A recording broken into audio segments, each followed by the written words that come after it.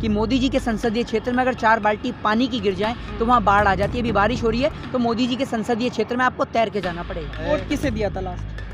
BJP को। भाजपा को दिया, तो अब क्या करोगे? अब नहीं देंगे, उसकी वजह यही महंगाई है। खेले के बाद अब की बार खदेड़ा करेंगे।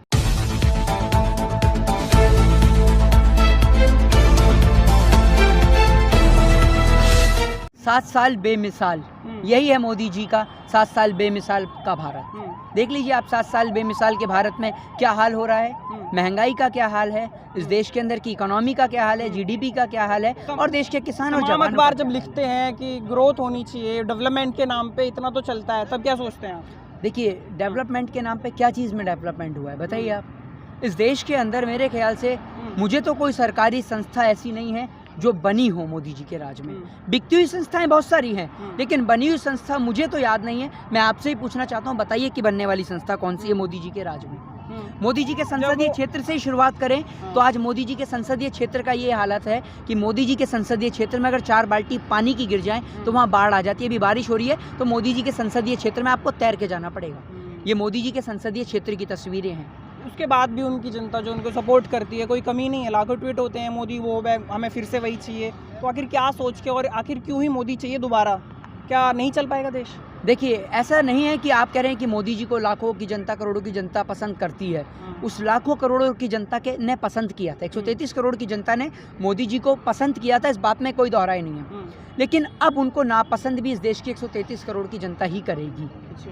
मोदी जी को पसंद किया तो प्रधानमंत्री की कुर्सी दिलाई गई, और अब अगर नापसंद करती है तो उनको प्रधानमंत्री की कुर्सी से उतारा भी जाएगा।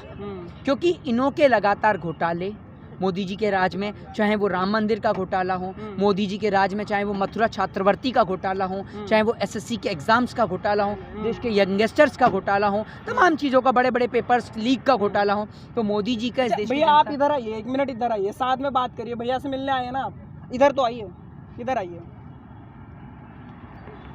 अभी हम प्रोग्राम कर रहे थे, यहाँ बार बार गाड़ियाँ रुक रही हैं, भाई के साथ फ़ोटो खिंचा रही हैं, तो आप कनेक्ट होते हो इनसे? आपको लगता है कि ये सही बोलते हैं? 24 घंटे सही बोलते हैं। उसके बाद भी ज़्यादा लोग दिखते नहीं है कि हाँ मोदी जी के खिलाफ हो। सबको यही क्यों लगता है कि हाँ सब सही है? 3-4 बंदे ही हैं हिंदुस्तान के अंदर।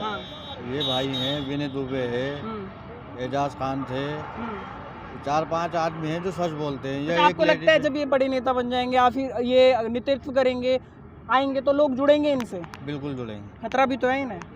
खतरा है, सपोर्टिंग भी हम करेंगे। देखिए मैं आपको एक बात बता देता हूँ, जानते हैं आपने पूछा ना इनसे कि मोहित शर्मा जी सही बोलते हैं या नहीं बोलते, आप इनको क्यों सपोर्ट करते हैं? जानते हैं क्यों बोला इन्होंने कि सपोर्ट करते हैं? इनकी गाड़ी खड़ी है पीछे। पेट्रोल का दाम जानते हैं क्या है आज देश में? पेट्रोल और डीजल का दाम जानते हैं? जोमेटो और स्विगी से डिलीवरी करने वाला बंदा जो दिन में 10 डिलीवरी करता था, आज 5 डिलीवरी कर रहा है, क्योंकि आज वो साइकिल से कर रहा है। क्योंकि उसकी औकात इतनी नहीं है कि वो 100 रुपये का 500 रुपये का पेट्रोल डलवाए। अगर वो 500 से 1000 रुपये का पेट्रोल डलवाएगा तो घर पे शाम को क्या बचा कर लेके जाएगा, ये आप मुझे बताइए। अच्छा, आपके जीवन पे क्या फ़र्क पड़ा है? गाड़ी लेके चलते हैं, पेट्रोल डीजल गैस जो भी डलता हो, महंगा होने से आम जनता पे कितना फ़र्क पड़ता है? घर बार संभालना हो जाता है आसान? नहीं सर, बहुत परेशानी हो रही है। महंगाई बहुत ज़्यादा है। वोट किसे दिया था लास्ट? बीजेपी को। भाजपा को दिया, तो अब क्या करोगे? अब नहीं देंगे, उसकी वजह यही महंगाई है। मैंने आपको यही बताया था, अभी जस्ट अभी बोला, और आपको इसका एग्जांपल जो समझते हैं ना लोग, ये देख लीजिए, खुद ही एग्जांपल गाड़ी रोककर भाई ने दे दिया कि मैंने आपको बोला कि 133 करोड़ जनता ने मोदी जी को वोट दिया, उनको पसंद किया, लेकिन आज यही जनता मोदी जी को नकार रही है, उनको नापसंद कर रही है उनके कार्यकाल की वजह से। क्योंकि आज बढ़ती महंगाई इनके लिए एक बड़ी समस्या है कि अगर ये नहीं पढ़ पाए तो कम से कम अपने बच्चों को बेहतर शिक्षा तो दे पाएं, लेकिन शिक्षा कहाँ से देंगे? इस देश के अंदर विश्वविद्यालय बंद रहते हैं और दारू के ठेके खुले रहते हैं, जो सबसे बड़ी चिंता का विषय आज इस देश के 21वीं सदी के भारत में है। आप कहते हैं कि we are living in 21st century, तो 21वीं सदी के भारत का आप नज़रिया देख सकते हैं कि 6 साल बेमिसाल जो मोदी जी कहते थे, इन 6 साल बेमिसाल में एजुकेशन का क्या हाल है, इकोनॉमी का क्या हाल है, देश के अंदर युवाओं का क्या हाल है, और महंगाई का क्या हाल है। महंगाई का तो ये मंजर है कि लोग मंदिर में दीपक कहाँ से जलाएंगे? क्योंकि अगर मंदिर में दीपक जलाएं या घर के अंदर चूल्हा जलाएं, क्योंकि सरसों के तेल के दाम तो 200 पहुँच गए हैं, तो मंदिर में दीपक जलाएंगे या फिर आप समझिए कि वहाँ जाकर घर में चूल्हा जलाएंगे? शत्रुघ्न सिन्हा ने कहा बिना गांधी के देश नहीं चल पाएगा। जी। शायद वो नोट की वजह से बोला हो कि गांधी जी तो नोट पे भी आते हैं।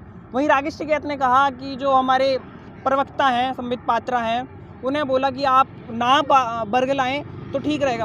प्रवक्ता को कांग्रेस के जो प्रवक्ता हैं आए दिन संबित पात्रा को कुछ न कुछ बोलते रहते हैं। अब किसान भी बोलने लग गए हैं, तो लगता है कि आगे भाजपा टिक पाएगी? देखिए, वो प्रवक्ता को देखिए इसलिए बोला जा रहा है क्योंकि एक ऐसे स्पोक पर्सन को टेलीविज़न पे बिठाना जिनके पास इतना ज्ञान नहीं हो कि भारत देश के अंदर स्टेटें कितनी हैं, जिनको ये नहीं पता कि ट्रिलियन की इकोनॉमी की बात करते हैं, जिन्हें ये नहीं पता कि ट्रिलियन में ज़ीरो कितनी होती हैं, तो ऐसे लोगों से आप क्या उम्मीद रख सकते हैं? ये बात आप सोच के देखिए ना। अच्छा, यूपी में आप दिखाई देंगे क्या? बिल्कुल दिखाई देंगे, क्यों नहीं दिखाई देंगे? पूरा भारत जो हमारा बंगाल है। में जो खेला हुआ उसका यहाँ खदेड़ा आप भी करेंगे? खेले के बाद अब की बार खदेड़ा करेंगे, और ये खदेड़ा करने की जिम्मेदारी मैं नहीं, इस देश की पूरी जनता लेती है। और भी तमाम लोग आए हैं, आप उनसे भी पूछिए, और वो भी आज इस बढ़ती महंगाई से परेशान हैं। जानते हैं इन्हें? जानते हैं? मोहित शर्मा जी। इधर आओ, इधर आओ। मोहित शर्मा है, सही बात बोलते हैं क्या ये? बहुत सही बात बोलते हैं जी। लोग कहते हैं विपक्ष ने बिठा रखा है, कुछ भी बोलते हैं, तो ठीक बोलते हैं क्या? बिल्कुल सही बोलते हैं जी। मैं तो बिल्कुल गाड़ी से जा रहा था, मैं मोहित शर्मा जी को देख के गाड़ी से आगे से यू टर्न मार के आया वापस। अच्छा, महंगाई पे क्या लगता है, भाजपा अच्छा काम कर रही है क्या? भाजपा तो बहुत बेकार काम कर रही है जी। अच्छा, लोग कहते हैं कि हाँ ठीक है। सवाल आप अक्सर पूछते हैं, लेकिन मैं पूछता हूँ, मेरे भाई क्या काम करते हैं आप? मैं फोटोग्राफर हूँ। ये भाई फोटोग्राफर हैं, आप समझ रहे हैं? और अभी वो गाड़ी से लेकर आए हैं, गाड़ी का तेल का दाम इतना बढ़ चुका है, और इतनी धूम में देख ही रहे हैं कि भाई की हालत ही क्या हो रही है, पूरा पसीनों में होकर आ रहे हैं। तो आप ये समझिए, इतनी महंगाई के दौर में इस देश का गरीब आदमी कहाँ जाएगा? ये बात नरेंद्र मोदी जी को, ये बात उत्तर प्रदेश के सीएम को समझनी होगी कि सोनार बंगाल से पहले इस देश के हिंदुस्तानियों के पेट में रोटी देना बहुत ज़रूरी है। देश के लोगों को रोटी की ज़रूरत है, उन्हें पेट भरने की ज़रूरत है। देश के किसान जो डटे हुए हैं उनको समाधान करने की ज़रूरत है। सरहद पे जो देश का जवान है उसका समाधान करने की ज़रूरत है। और मोदी जी, आप सोनार बंगाल बाद में बनाइएगा, पहले इन गरीब लोगों के लिए सोचिए जिन्होंने आपको वोट देकर प्रधानमंत्री बनाया था। इनके बारे में एक बार ज़रूर विचार विमर्श